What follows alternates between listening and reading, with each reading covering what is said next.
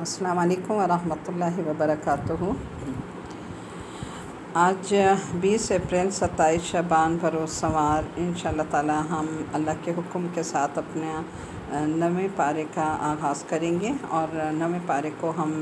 پڑھیں گے اور اس کو اللہ کے حکم اور مدد کے ساتھ سمجھنے کی کوشش کریں گے، اللہ تعالیٰ کے ساتھ اللہ سے اس دعا کے ساتھ کہ اللہ تعالیٰ ہمیں اس کا بہترین فہم عطا فرما اور ہمیں عمل کی طرف لے جائے، ایسا عمل جو ہمیں آپ کی جنتوں تک پہنچا دے اور آپ ہم سے راضی ہو جائیں، آمین۔ نحمدہ و نصلی علی رسولہ الکریم، اما بعد فاعوذ باللہ من الشیطان الرجیم، بسم اللہ الرحمن الرحیم۔ اللہم انی اسألک علما نافعا وعملا متقبلا ورزقا طیبا، رب زدنی علما رب زدنی علما رب زدنی علما، اللہم لک الحمد کلو ولک الشکر کلو، اللہم لک الحمد کلو ولک الشکر کلو۔ قرآن مجید اللہ کی کتاب ہے جو لوگوں کی ہدایت کے لیے آئی ہے، یہ لوگوں کے لیے باعث رحمت اور باعث برکت ہے، اس کو پڑھنا انسانوں کو سکون بخشتا ہے۔ حدیث میں آتا ہے جس کا مفہوم ہے کہ نبی کریم صلی اللہ علیہ وسلم نے فرمایا کہ جب لوگ کسی گھر میں جمع ہو کر قرآن پڑھتے ہیں، اس کو سمجھتے ہیں اور اس کی تعلیم میں مصروف ہوتے ہیں تو ان پر سکینت نازل ہوتی ہے، رحمت ان کو ڈھانپ لیتی ہے، فرشتے انہیں ڈھانپ لیتے ہیں اور اللہ ان کا ذکر اپنے بہترین فرشتوں کی مجالس میں کرتا ہے۔ تو یہ دیکھیں کہ جو شخص یہ چاہتا ہے کہ اس پر سکینت نازل ہو، رحمت اس کو ڈھانپ لے اور اللہ اس سے خوش ہو، اس کو چاہیے کہ قرآن کو تھام لے اور اس کی باقاعدہ تعلیم حاصل کرے۔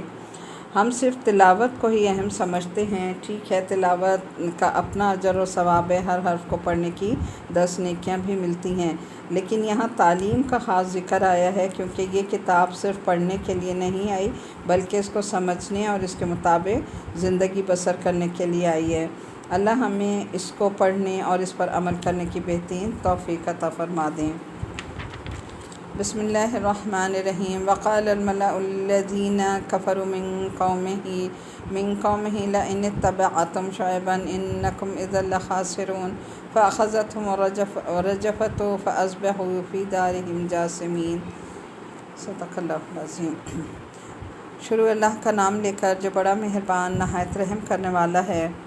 اور ان کی قوم کے وہ سردار جنہوں نے کفر اپنایا ہوا تھا قوم کے لوگوں سے کہنے لگے اگر تم شعیب کے پیچھے چلو گے تو یاد رکھو اس صورت میں تمہیں سخت نقصان اٹھانا پڑے گا۔ پھر ہوا یہ کہ انہیں زلزلیں آ پکڑا اور وہ اپنے گھر میں اوندھے پڑے رہ گئے۔ جن لوگوں نے شعیب علیہ السلام کو جھٹلایا وہ ایسے ہو گئے جیسے کبھی وہاں بسے ہی نہ تھے۔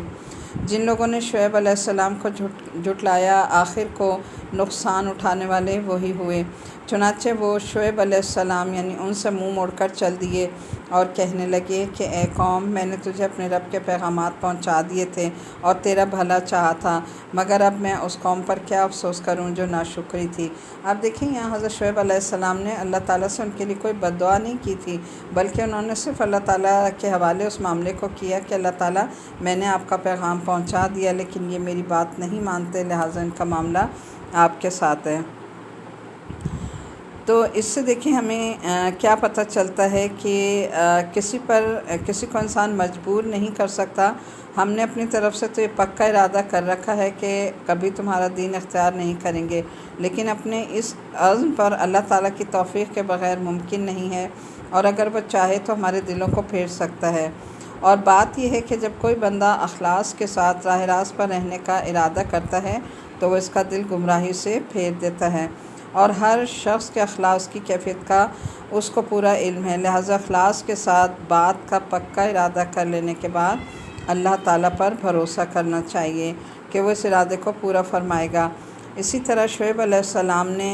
جو ہے ان کے جملے میں ایک عظیم سبق ہے نا کہ کوئی بھی نیکی کرتے وقت ہمیں بھروسہ اپنے عزم اور عمل کے بجائے اللہ تعالیٰ پر کرنا چاہیے۔ یعنی ہمارے لیے سبق اس میں یہ نکلا کہ ہماری سب سے پہلے تو ہم اپنی نیت کو اللہ تعالیٰ کے لیے خالص کریں کہ ہم جو بھی کام کر رہے ہیں، جو بھی نیکی کر رہے ہیں خالصتاً اللہ کے لیے، اور اللہ سے ہی ہمیں اس کا اجر چاہیے۔ ہم اپنی طرف سے کوشش کیے جائیں نیکی پر اپنے قائم رہیں اور اپنا جو عزم ہے ہم اس کو مضبوط رکھیں، لیکن ہمیں بھروسہ پھر بھی اپنے عمل یا عزم پہ نہیں کرنا چاہیے، بھروسہ ہمیں صرف اور صرف اللہ تعالیٰ کی ذات پر کرنا چاہیے۔ اللہ تعالیٰ چاہے تو سارے معاملات صحیح کر دے، اور اگر ہم جتنی مرضی کوشش کر لیں، جیسے مرضی اعمال کر لیں، اچھے اعمال کر لیں، لیکن اگر اللہ کی تائید شامل حال نہیں ہوگی تو ہم کسی بھی کام میں کامیاب نہیں ہو سکتے۔ آیت نمبر 91 میں جو ہے کہ اس قوم پر جو عذاب آیا، قرآن پاک میں یہاں اس عذاب کا ذکر زلزلے کی صورت میں کیا گیا، اس کو صیحہ یعنی چنگاڑ کی تعبیر فرمایا گیا، اور اسے عذاب یوم الظلہ یعنی صائبان کے دن کا عذاب فرمایا گیا۔ حضرت عبداللہ بن عباس رضی اللہ تعالیٰ عنہ سے روایت ہے کہ ان لوگوں پر جب یہ عذاب آیا ہے تو اس کی کیفیت کیا ہوئی کہ اللہ تعالیٰ نے پہلے ان لوگوں پر سخت گرمی بھیجی، گرمی پڑی جس سے یہ بلبلا اٹھے، پھر شہر سے باہر ایک بادل آیا جس میں ٹھنڈی ہوا تھی، یہ لوگ سب اپنے گھروں سے نکل کر اس کے نیچے جمع ہو گئے، یعنی بادل کے نیچے ٹھنڈک میں، اور خوش ہو رہے تھے کہ چلو بادل آیا اب یہ برسے گا، لیکن اس وقت اس بادل سے آگ برسائی گئی جسے صائبان سے تعبیر کیا گیا، اور پھر زلزلہ آیا، اور زلزلے کے ساتھ آپ دیکھیں عموماً ایک آواز بھی ہوتی ہے نا جسے چنگاڑ کہا جاتا ہے۔ تو یہاں آیت نمبر 94 میں یہی بتایا جا رہا ہے کہ اللہ تعالیٰ نے جن لوگوں کو اپنے عذاب سے ہلاک کیا، انہیں معاذ اللہ جلدی میں آ کر یا غصے میں اللہ تعالیٰ نے انہیں ہلاک نہیں کیا، بلکہ سالہ سال تک راہ راست پر آنے کے بہت سے مواقع انہیں فراہم کیے۔ اول تو پیغمبر بھیجے جو انہیں برسوں تک ہوشیار کرتے رہے، پھر شروع میں اللہ نے انہیں کچھ معاشی بدحالی یا بیماریوں کی مصیبتوں سے دوچار کیا تاکہ ان کے دل کچھ نرم ہو جائیں۔ اب دیکھیں اگر انسان کسی معاشی بدحالی کا یا کسی بیماری کا شکار ہونا تو ان کے دل نرم پڑ جاتے ہیں اور وہ اللہ کی طرف رجوع کرنے لگتے ہیں، کیونکہ بہت سے لوگ ایسے حالات میں اللہ تعالیٰ کی طرف رجوع کرتے ہیں، اور تنگی ترشی میں بعض اوقات حق قبول کرنے کی صلاحیت انسان میں بڑھ جاتی ہے۔ جب ایسے حالات میں پیغمبر نے ان کو متنبہ کیا کہ ذرا سنبھل جاؤ، بھی اللہ تعالیٰ نے ایک تمہیں اشارہ دیا، یعنی جھٹکا دیا ہے جو کسی وقت باقاعدہ عذاب میں تبدیل ہو سکتا ہے۔ تو بعض لوگوں کے دل جو ہے وہ ایسی بات سے پسیج جاتے ہیں، لیکن دوسری طرف کچھ لوگ ایسے ہوتے ہیں کہ جب ان پر خوشحالی آتی ہے تو ان کے دل میں اللہ کے احسانات کا احساس پیدا ہوتا ہے، اور وہ اس وقت حق بات کو قبول کرنے کے لیے نسبتاً زیادہ آمادہ ہو جاتے ہیں۔ چنانچہ ان لوگوں کو بدحالی کے بعد خوشحالی کی نعمت بھی عطا کی جاتی ہے تاکہ وہ شکر گزار بن سکیں۔ حالات کی اس تبدیلی سے بعض لوگ بے شک سبق لیتے ہیں نا اور راہ راست پر آ جاتے ہیں، لیکن کچھ ایسے ضدی طبیعت کے لوگ ہوتے ہیں کہ انہیں ان باتوں سے وہ کوئی سبق نہیں سیکھتے، وہ یہ کہتے ہیں کہ دکھ سکھ سرد گرم یہ حالات تو ہمارے پہلے یعنی باپ دادا پر بھی آ چکے ہیں اور یہ کوئی نئی بات نہیں ہے، انہیں خواہ مخواہ اللہ تعالیٰ کی طرف سے کوئی اشارہ قرار دینے کی ضرورت ہی نہیں ہوتی۔ اس طرح جب ان لوگوں پر ہر طرح کی حجت تمام ہو چکی ہوتی ہے تو پھر اللہ تعالیٰ کی طرف سے عذاب آتا ہے، یعنی اللہ فوراً انسان کو نہیں پکڑتا، بدحالی میں مبتلا کر کے، تنگ دستی میں مبتلا کر کے بھی انہیں اپنی طرف لانا چاہتا ہے، خوشحالی میں مبتلا کر کے انہیں نعمتوں کی بارش برساتا ہے، اور ہر طرح کی نعمتیں دے کر بھی اللہ تعالیٰ انہیں آزماتا ہے، اپنی طرف کھینچتا ہے۔ لیکن دونوں صورتوں میں اگر وہ ہر دھرم رہتے ہیں، اللہ کی طرف نہیں آتے، پھر اللہ کا یہ طریقہ ہے کہ پھر اللہ تعالیٰ عذاب لاتا ہے اور اس طرح پکڑ لیتا ہے کہ پھر ان کو اس سے پہلے جو ہے وہ اندازہ بھی نہیں ہوتا کہ اللہ کا عذاب اتنا سخت ہوگا۔ ثم بدلنا آیت نمبر 95 میں ثم بدلنا مکان سیئۃ الحسنۃ حتی عفوا وقالوا قد مس آباءنا الضراء والسراء فأخذناهم بغتة وهم لا يشعرون۔ صدق اللہ۔ پھر ہم نے کیفیت بدلی، بدحالی کی جگہ خوشحالی عطا فرمائی، یہاں تک کہ وہ خوب پھلے پھولے اور کہنے لگے کہ دکھ سکھ تو ہمارے باپ دادوں کو بھی پہنچتے رہیں۔ پھر ہم نے انہیں اچانک اس طرح پکڑ لیا کہ انہیں پہلے سے پتہ بھی نہ چل سکا، اور اگر یہ بستیوں والے ایمان لے آتے اور تقوی اختیار کر لیتے تو ہم ان پر آسمان اور زمین دونوں طرف سے برکتوں کے دروازے کھول دیتے۔ یعنی کیسے ہوتا ہے کہ خوب بارشیں برستی، نیچے سے بھی جو ہے ان کے لیے نباتات اگتی ہیں اور اوپر سے بھی اللہ تعالیٰ فراوانی کرتا، لیکن انہوں نے حق کو جھٹلایا، اس لیے ان کی مسلسل بدعملی کی پاداش میں ہم نے ان کو پکڑ لیا۔ اب بتاؤ کہ کیا دوسری بستیوں کے لوگ اس سے بالکل بے خوف ہو گئے ہیں کہ کسی رات ہمارا عذاب ان پر ایسے وقت آ پڑے کہ جب وہ سوئے ہوئے ہوں، اور کیا ان بستیوں کے لوگوں کو اس بات کا بھی کوئی ڈر نہیں ہے کہ ہمارا عذاب ان پر کبھی دن چڑھے آ جائے جب وہ کھیل کود میں لگے ہوں؟ بھلا کیا یہ لوگ اللہ کی دی ہوئی ڈھیل کے انجام سے بے فکر ہو چکے ہیں؟ آیت نمبر 97 میں آپ دیکھیں کہ 97 میں ہمارے لیے کیا سبق ہے کہ اب کفار مکہ کو متوجہ کیا جا رہا ہے نا کہ اللہ تعالیٰ کے غضب سے کسی کو بھی بے فکر ہو کر نہیں بیٹھنا چاہیے۔ اور یہ بات صرف اللہ تعالیٰ کفار مکہ کو نہیں بلکہ ساری دنیا کے لوگوں کو بتا رہے ہیں کہ ہر وہ شخص جو کسی گناہ، بدعملی یا ظلم میں مشغول ہو، اسے اس آیت سے سبق لینا چاہیے کہ اللہ تعالیٰ کسی بھی وقت ہمیں عذاب میں پکڑ سکتا ہے۔ آیت نمبر 91 میں ہے کہ یہاں اللہ تعالیٰ نے لفظ مکر استعمال کیا جس کے معنی عربی میں خفیہ تدبیر کے ہوتے ہیں، جس کا مقصد وہ شخص سمجھے جس کے خلاف وہ کارروائی کی جا رہی ہے۔ اللہ کی طرف سے ایسی تدبیر کا مطلب یہ ہے کہ اللہ تعالیٰ بعض لوگوں کو ان کی بدعمالیوں کے باوجود دنیا میں خوشحالی اور ظاہری خوشیاں عطا فرماتے ہیں، جس کا مقصد انہیں ڈھیل دینا ہوتا ہے۔ پھر جب وہ اپنی بدعملی میں بڑھتے ہی چلے جاتے ہیں تو ان کو ایک دم سے پکڑ لیتا ہے۔ لہٰذا عیش و عشرت کے عالم میں بھی انسان کو اپنے اعمال سے غافل نہیں بیٹھنا چاہیے بلکہ اپنی اصلاح کی فکر کرتے رہنا چاہیے، اور یہ خطرہ ہمیشہ پیش نظر رکھنا چاہیے کہ اگر ہم راہ راست سے بھٹکے تو یہ اللہ تعالیٰ کی طرف سے ڈھیل بھی ہو سکتی ہے۔ اللہ تعالیٰ ہم سب کو اپنی پناہ میں رکھے۔ اب اس میں جو سبق ہے ہم سب کے لیے وہ کیا ہے کہ جب انسان پہ خوشحالی ہو، خوب نعمتوں کی فراوانی ہو، ہر طرف سے رزق، پیسے کی فراوانی ہے، برس رہے پیسہ دولت سب، تو ہمیں سب سے زیادہ کیا کرنا چاہیے؟ ان حالات میں اللہ تعالیٰ کا شکر ادا کرنا چاہیے، اور دوسری طرف بہت زیادہ استغفار کرنا چاہیے، کیونکہ عموماً جو قوموں پر عذاب آئے تھے وہ یہی تھا کہ اللہ نے پہلے انہیں خوشحالی میں مبتلا کیا، خوب نعمتوں سے نوازا، پھر اللہ نے ان کی رسی کو کھینچا۔ تو استغفار جو ہے انسان کو گناہوں کے لیے ہر وقت خوشحالی بدحالی ہر حال میں کرنا چاہیے، کہ استغفار اس لیے کہ اللہ نے جو ہمیں نعمتیں دی ہیں کہیں ایسا نہ ہو کہ ہم سے کوئی چھوٹی موٹی غلطی ہو جائے اللہ ہم سے نعمتیں واپس لے لے۔ پھر تیسرا یہ کہ ہر وقت انسان کے ایک خوف بھی طاری رہنا چاہیے نا، کہ کہیں ایسا تو نہیں کہ اللہ اس نعمتوں کے بعد ہمیں پکڑنے والا ہو اس لیے ہمیں دے رہا ہے۔ تو عموماً خوشحالی کے بعد اچانک عذاب آتا ہے، اس لیے انسان کو ہر وقت اللہ سے ڈرتے رہنا چاہیے۔ آگے آیت نمبر 100 میں دیکھیں، اگر ایسا ہے تو یاد رکھیں کہ اللہ کی دی ہوئی ڈھیل سے وہی لوگ بے فکر ہو بیٹھے ہیں جو آخر کار نقصان اٹھانے والے ہوتے ہیں، جو لوگ کسی زمین کے باشندوں کی ہلاکت کے بعد اس کے وارث بن جاتے ہیں۔ بھلا کیا ان کو اس سبق نہیں ملا کہ اگر ہم چاہیں تو ان کو ان کے گناہوں کی وجہ سے کسی مصیبت میں مبتلا کر دیں؟ جو لوگ اپنی ضد کی وجہ سے یہ سبق نہیں لیتے تو ہم ان کے دلوں پر مہر لگا دیتے ہیں، جس کے نتیجے میں وہ کوئی بات نہیں سنتے۔ یہ ہیں وہ بستیاں جن کے واقعات ہم تمہیں سنا رہے ہیں، اور حقیقت یہ ہے کہ ان سب کے پاس ان کے پیغمبر کھلے کھلے دلائل لے کر آئے، مگر جس بات کو وہ پہلے جھٹلا چکے تھے اس پر کبھی ایمان لانے کو تیار نہیں ہوئے۔ جو لوگ کفر کو اپنا چکے ہوتے ہیں ان کے دلوں پر اللہ اسی طرح مہر لگا دیتا ہے۔ ہم نے ان کی اکثریت میں عہد کی کوئی پاسداری نہیں پائی، اور واقعہ یہ ہے کہ ان میں سے اکثر لوگوں کو ہم نے نافرمان ہی پایا۔ آیت 102 تک۔ آیت نمبر 103 104 ثم بعثنا من بعدهم موسى بآياتنا إلى فرعون وملئه فظلموا بها فانظر كيف كان عاقبة المفسدين وقال موسى لفرعون إني رسول من رب العالمين۔ پھر ہم نے ان سب کے بعد موسیٰ علیہ السلام کو اپنی نشانیوں کے ساتھ فرعون اور اس کے سرداروں کے پاس بھیجا، تو انہوں نے بھی نشانیوں کی ظالمانہ ناقدری کی۔ اب دیکھو کہ ان مفسدوں کا انجام کیسا ہوا۔ 104 آیت، موسیٰ نے کہا تھا کہ اے فرعون، یقین جانو کہ میں رب العالمین کی طرف سے پیغمبر بنا کر بھیجا گیا ہوں۔ اب دیکھیں یہاں آیت نمبر 104 میں ہے کہ حضرت موسیٰ علیہ السلام کے یہاں واقعے کی طرف اشارہ کیا گیا ہے کہ اس صورت میں فرعون کے ساتھ آپ کی گفتگو اور مقابلے اور اس کے غرق ہونے کے بارے میں بتایا گیا کہ آپ حضرت یعقوب علیہ السلام کی چوتھی پشت میں آئے تھے،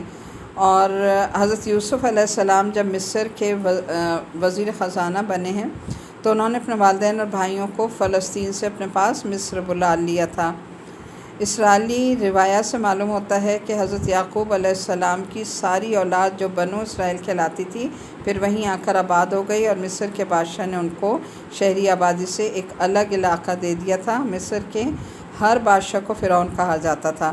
حضرت یوسف علیہ السلام کی وفات کے بعد رفتہ رفتہ مصر کے بادشاہوں نے بنی اسرائیل کو اپنا غلام بنانا شروع کر دیا، اور دوسری طرف تکبر میں آ کر انہی میں ایک فرعون، جس کا نام جدید تحقیق کے مطابق منفتح تھا، خدائی کا دعویٰ کر بیٹھا۔ ان حالات میں حضرت موسیٰ علیہ السلام کو پیغمبر بنا کر ان کے پاس بھیجا۔ ان کی پیدائش مدین کی طرف ہجرت اور پھر نبوت عطا ہونے کے واقعات کے بعد ہوئی۔ اب یہ دیکھیں کہ حضرت موسیٰ علیہ السلام جو تھے وہ دو قوموں کی طرف پیغمبر بنا کر بھیجے گئے تھے، ایک بنی اسرائیل کی طرف اور دوسرا فرعونیوں کی طرف، یعنی فرعون سے جو ہے انہوں نے نجات دلوائی تھی اس قوم کو۔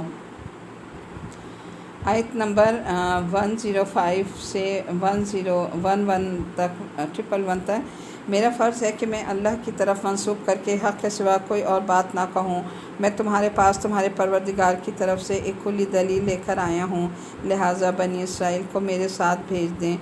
اس نے کہا کہ اگر تم کوئی نشانی لے کر آئے ہو تو اسے پیش کرو، اگر تم ایک سچے آدمی ہو۔ اس پر موسیٰ علیہ السلام نے اپنی لاٹھی پھینکی تو اچانک وہ ایک صاف صاف اژدہا بن گیا، اور اپنا ہاتھ گریبان سے نکالا تو وہ سارے دیکھنے والوں کے سامنے یکایک چمکنے لگا۔ یہ اللہ تعالیٰ نے حضرت موسیٰ علیہ السلام کو دو معجزات دیے تھے نا، ایک تو انہیں عصا دیا تھا اور ایک دوسرا ان کا ہاتھ جو ہے وہ چمکدار بالکل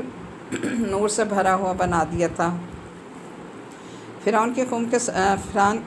قوم کے سردار ایک دوسرے سے کہنے لگے کہ یہ تو یقینی طور پر بڑا ماہر جادوگر ہے۔ یعنی دیکھیں، اب پیغمبر کو پیغمبر نہیں مان رہے، اب بھی یہ نہیں کہہ رہے کہ پیغمبر ہے اور معجزہ ہے، تو اب بھی کہہ رہے ہیں کہ یہ کوئی ماہر جادوگر لگتا ہے، یہ چاہتا ہے کہ تمہیں تمہاری زمین سے نکال دے۔ اب بتاؤ کیا تمہاری رائے ہے؟ انہوں نے کہا ذرا اس کو اور اس کے بھائی کو کچھ مہلت دو اور تمام شہروں میں ہرکارے بھیج دو تاکہ وہ تمام ماہر جادوگروں کو جمع کر کے تمہارے پاس لے آئیں، یعنی جادوگروں کا آپس میں مقابلہ ہم کروا دیں۔ آیت نمبر 108 میں ہے کہ یہ دو معجزے تھے نا جو اللہ تعالیٰ نے حضرت موسیٰ کو دیے تھے۔ اس زمانے میں جادوگروں کا بڑا چرچا تھا، اس لیے آپ کو ایسے معجزات عطا فرمائے تھے جو جادوگروں کو بھی عاجز کر دیں، آپ کی نبوت جو ہے وہ ان پر واضح ہو جائے۔ پھر اس کے بعد جادوگروں کو آیت نمبر 112 میں کہ جادوگروں کو جمع کرنے کا مقصد یہ تھا کہ وہ حضرت موسیٰ کا مقابلہ کر کے انہیں شکست دیں، جادوگروں کو حضرت موسیٰ۔ آیت نمبر 114 سے 120 تک، چنانچہ ایسا ہی ہوا اور جادوگر فرعون کے پاس آ گئے اور انہوں نے کہا کہ اگر ہم موسیٰ پر غالب آ گئے تو ہمیں کوئی انعام تو ضرور ملے گا۔ یعنی اب دیکھیں کہ دنیا تھی نا، دنیا کا لالچ ان کے دلوں میں بسا ہوا تھا، تو اب بھی وہ مطلب اس بادشاہ سے پہلی فرمائش یہی کر رہے ہیں کہ اگر ہم غالب آ گئے یعنی ہم جیت گئے تو ہمیں تو کوئی انعام ملے گا، یعنی دنیاوی انعام کے جو ہے وہ مستحق ہونا چاہتے تھے۔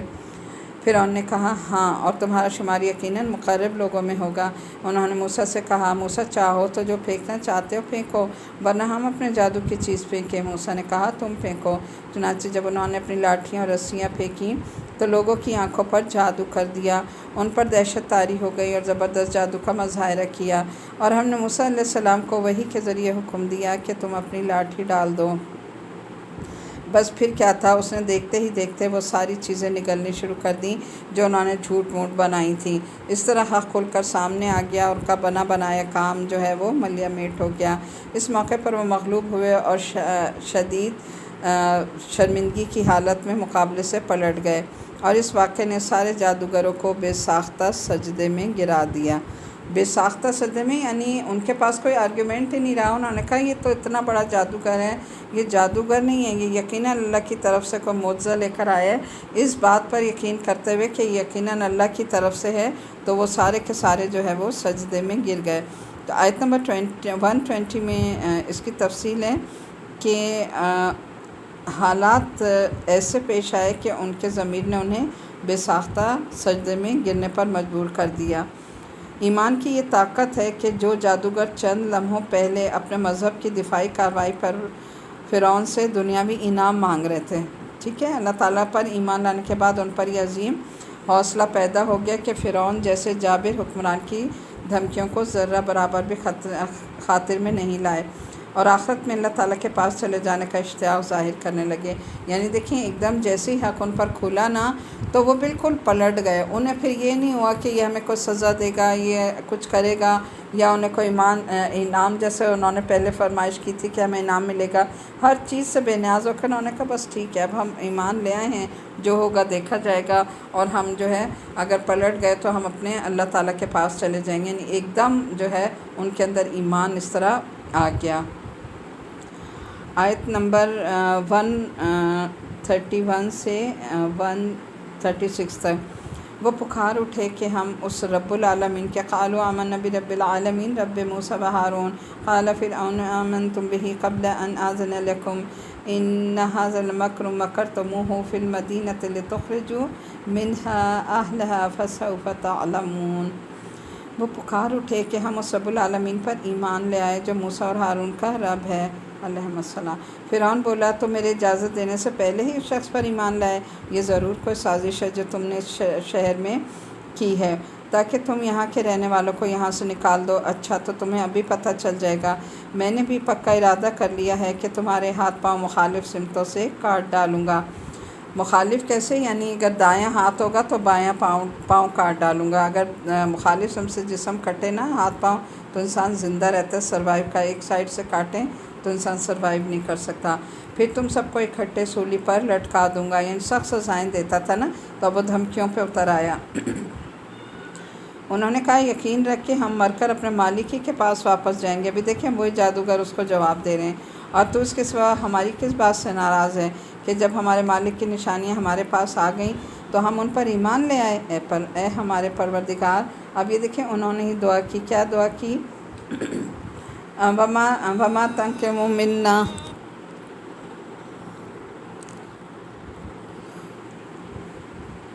وما تنقم منا الا ان آمنا بآیات ربنا لما جاءتنا ربنا افرغ علینا صبرا وتوفنا مسلمین۔ انہوں نے یہ دعا مانگی کہ اے ہمارے پروردگار ہم پر صبر کے پیمانے انڈیل دے اور ہمیں اس حالت میں موت دے کہ ہم تیرے تابع فرما بردار ہوں، یعنی مسلم بنا کے ہی ہمیں موت دینا۔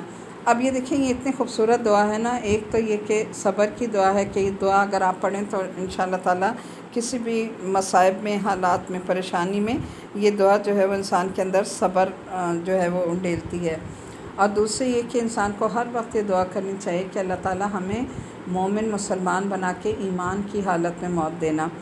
اور رمضان اب جیسے شروع ہو رہے ہیں تو آپ دیکھیں رمضان جو ہے یہ صبر کا مہینہ ہے۔ سارا دن انسان بھوکا پیاسا رہتا ہے، بھوک لگتی ہے، پیاس، لیکن انسان صبر کرتا ہے نا، تو آپ یقین کریں اگر آپ کو زیادہ شدت ہو پیاس کی یا بھوک کی، یہ دعا پڑھ لیں تو انشاءاللہ تعالیٰ آپ کو ایسا لگے گا جیسے میرا نفس سیر ہو گیا، بھوک پیاس کا احساس کم ہوگا۔ پھر اس کے بعد دیکھیے کہ یہ جو آگے آیت نمبر 137 اور 128 ہے، 127 اور 128۔ اور فرعون کی قوم کے سرداروں نے فرعون سے کہا کہ کیا آپ موسیٰ اور اس کی قوم کو کھلا چھوڑ رہے ہیں تاکہ وہ زمین میں فساد مچائیں اور آپ کے خداؤں کو پس پش ڈال دیں؟ وہ بولا کہ ہم ان کے بیٹوں کو قتل کر دیں گے اور ان کی بیٹیوں کو زندہ رکھیں گے اور ہمیں ان پر پورا قابو حاصل ہے۔ موسیٰ نے اپنی قوم سے کہا اللہ سے مدد مانگو اور صبر سے کام لو، یقین رکھو کہ زمین اللہ کی ہے، وہ اپنے بندوں میں سے جسے چاہتا ہے اس کا وارث بنا دیتا ہے اور آخری انجام پرہیزگاروں ہی کے حق میں ہوتا ہے۔ اب آیت نمبر 127 کی تفسیر میں دیکھیے گا کہ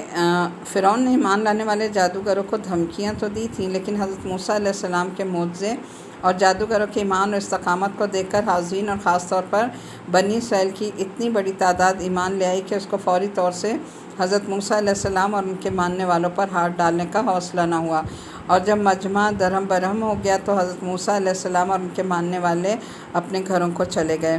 اس موقع پر فرعون کے سرداروں نے یہ بات کہی آپ نے تو ان لوگوں کو آزاد چھوڑ دیا ہے، رفتہ رفتہ یہ اپنی طاقت جمع کر کے اپنے آپ کے لیے خطرہ بن جائیں گے۔ فرعون نے اپنی شرمندگی کو مٹانے کے لیے ان کو جواب دیا کہ میں نے ان کے خلاف کوئی کارروائی نہیں کی مگر اب بنی اسرائیل کو ایک ایک کر کے ختم کروں گا۔ البتہ عورتوں کو اس کے لیے زندہ رکھوں گا کہ وہ ہماری خدمت کے کام آ سکیں، یعنی عورتوں کا کام سے خدمت کرنا ہوگا۔ اس نے اپنے آدمیوں کو یہ بھی یقین دلایا کہ حالات ہمارے قابو میں، ہماری حکمت عملی ایسی ہے کہ ہمارے لیے کوئی بڑا خطرہ نہیں ہوگا۔ اس طرح بنی اسرائیل کے مردوں کو قتل کرنے کا ایک نیا دور شروع ہوا، جس پر حضرت موسیٰ علیہ السلام نے مومنوں کو تسلی دی کہ آپ صبر سے کام لیں اور اللہ سے صبر مانگیں، آخری انجام انشاءاللہ تعالیٰ تمہارے حق میں ہی بہتر ہوگا۔ یورثھا من یشاء من عبادہ والعاقبۃ للمتقین، یعنی آخری انجام کس کا ہوگا؟ متقین لوگوں کا، پرہیزگاروں کا۔ آیت نمبر 129 ہے، قالوا اوذینا من قبل ان تأتینا ومن بعد ما جئتنا قال عسى ربكم ان يهلك عدوكم ويستخلفكم في الارض فينظر كيف تعملون۔ انہوں نے کہا کہ ہمیں تو آپ کے آنے سے پہلے بھی ستایا گیا تھا اور آپ کے آنے کے بعد بھی ستایا جا رہا ہے۔ موسیٰ نے کہا امید رکھو کہ اللہ تمہارے دشمن کو ہلاک کر دے گا اور تمہیں زمین میں اس کا جانشین بنا دے گا، پھر دیکھے گا کہ تم کیسا کام کرتے ہو۔ آیت نمبر 132 تک ہے، اور ہم نے فرعون کے لوگوں کو قحط سالی اور پیداوار کی کمی میں مبتلا کیا تاکہ ان کو متنبع کر دیں۔ نتیجہ یہ ہوا کہ ان پر خوشحالی آئی تو وہ کہتے کہ یہ تو ہمارا حق تھا، اور اگر کوئی مصیبت پڑ جاتی تو اس کو موسیٰ اور اس کے ساتھیوں کی نحوست قرار دیتے۔ ارے یہ تو خود ان کی نحوست تھی، اللہ کے علم میں تھی، لیکن ان میں سے اکثر لوگ جانتے نہیں تھے۔ اور موسیٰ سے کہتے تھے کہ تم ہم پر اپنا جادو چلانے کے لیے چاہے کیسی بھی نشانی لے کر آ جاؤ، ہم تم پر ایمان لانے والے نہیں ہیں۔ اب یہ دیکھیں کہ فرعون اور اس کی قوم جو ہے ان کو دنیا میں مختلف تکلیفیں دی گئیں تاکہ وہ کچھ نرم پڑ جائیں نا۔ ان میں سے پہلا عذاب قحط کا مسلط ہوا اور اس کے نتیجے میں پیداوار میں کمی واقع ہو گئی۔ آگے آیت نمبر 133 میں دیکھیں، چنانچہ ہم نے ان پر طوفان، ٹڈیوں، گھن کے کیڑوں، مینڈکوں اور خون کی بلائیں چھوڑ دیں جو سب علیحدہ علیحدہ نشانیاں تھیں، پھر بھی انہوں نے تکبر کا مظاہرہ کیا اور وہ بڑے مجرم لوگ تھے۔ اور جب ان پر عذاب آ پڑتا تو وہ کہتے اے موسیٰ تمہارے پاس اللہ کا جو عہد ہے اس کا واسطہ دے کر ہمارے لیے اپنے رب سے دعا کر دو۔ یعنی اتنی متکبر اور ہر دھرم قوم تھی نا کہ دعا بھی اپنے لیے نہیں کر سکتے تھے، کہ دعا بھی اپنے پیغمبر سے کہہ رہے ہیں کہ تم ہمارے لیے دعا کرو، ہمارے ہاتھ نہیں اٹھتے دعا کے لیے کہ یہ عذاب ہم سے دور ہو جائے، اور اگر واقعی تم نے ہم پر یہ عذاب ہٹا دیا تو ہم تمہاری بات مان لیں گے اور بنی اسرائیل کو ضرور تمہارے ساتھ بھیج دیں گے۔ پھر جب ہم ان پر سے عذاب کو اتنی مدت تک ہٹا لیتے جس تک انہیں پہنچنا ہی تھا تو وہ ایک دم اپنے وعدے سے پھر جاتے۔ آیت نمبر آگے 136 ہے، فَانْتَقَمْنَا مِنْهُمْ فَأَغْرَقْنَاهُمْ فِي الْيَمِّ بِأَنَّهُمْ كَذَّبُوا بِآيَاتِنَا وَكَانُوا عَنْهَا غَافِلِينَ۔ نتیجہ یہ ہوا کہ ہم نے ان سے بدلہ لیا اور انہیں سمندر میں غرق کر دیا کیونکہ انہوں نے ہماری نشانیوں کو جھٹلایا تھا اور ان سے بالکل بے پرواہ ہو گئے تھے۔ اور جن لوگوں کو کمزور سمجھا جاتا تھا ہم نے انہیں اس سرزمین کے مشرق و مغرب کا وارث بنا دیا جس پر ہم نے برکتیں نازل کی تھیں، اور بنی اسرائیل کے حق میں تمہارے رب کا کلمہ خیر پورا ہوا کیونکہ انہوں نے صبر سے کام لیا تھا۔ اور فرعون اور اس کی قوم جو کچھ بناتی چڑھاتی رہی تھی اس سب کو ہم نے ملیا میٹ کر دیا۔ اب دیکھیں آیت نمبر 133 میں جو تفسیر ہے وہ کیا ہے کہ فرعون کی قوم پر جو ہے مختلف عذاب مسلط ہوتے رہے۔ پہلے طوفان آیا جس میں ان کی کھیتیاں بہہ گئیں، اس کے بعد انہوں نے ایمان لانے کا وعدہ کر کے حضرت موسیٰ سے دعا کروائی اور کھیت جو ہے وہ بحال ہو گئے دعا کے بعد، اور پھر بھی وہ ایمان نہ لائے تو پھر اللہ نے کیا کیا، ٹڈی دل نے کھیتوں کو برباد کر دیا۔ پھر وہی وعدے کیے اور یہ بلا دور ہوئی اور خوشحالی آنے لگی تو یہ پھر مطمئن ہو کر بیٹھ گئے اور ایمان نہ لائے تو ان کی پیداوار کو گھن لگ گیا۔ اور پھر بھی یہ نہ مانے تو مینڈکوں کی اتنی کثرت ہوئی کہ وہ کھانے کے ان کے برتنوں میں نمودار ہو جاتے تھے اور سارے کھانے کو خراب کر دیتے تھے۔ بستر اٹھاتے تو ان میں مینڈک، یعنی ہر جگہ گھروں کے اندر مینڈک ہی مینڈک چھا گئے۔ دوسری طرف پینے کے پانی کو جب یہ کھولتے تھے تو پانی کی جگہ اس میں خون نکلنے لگا اور ان کا پانی پینا دوبھر ہو گیا، یعنی اللہ نے اپنے عذاب بھیجے ان کی نافرمانیوں کی وجہ سے۔ پھر آیت نمبر 135 میں ہے کہ اللہ تعالیٰ کے علم اور تقدیر میں ان کے لیے ایک وقت تو ایسا آنا تھا جب وہ عذاب کا شکار ہوں، لیکن اس سے پہلے جو چھوٹے چھوٹے عذاب آ رہے تھے ان کو ایک مدت تک کے لیے ہٹا لیا جاتا تھا۔ اس میں پھر اس کے بعد آیت نمبر 136 میں ہے، آیت نمبر 137 کے یہ شام اور فلسطین کے علاقے کی بات ہو رہی ہے، لہٰذا اس آیت میں یہ بیان فرمایا گیا کہ جن لوگوں کو فرعون نے غلام بنا رکھا تھا انہیں بعد میں شام اور فلسطین کا مالک بنا دیا گیا۔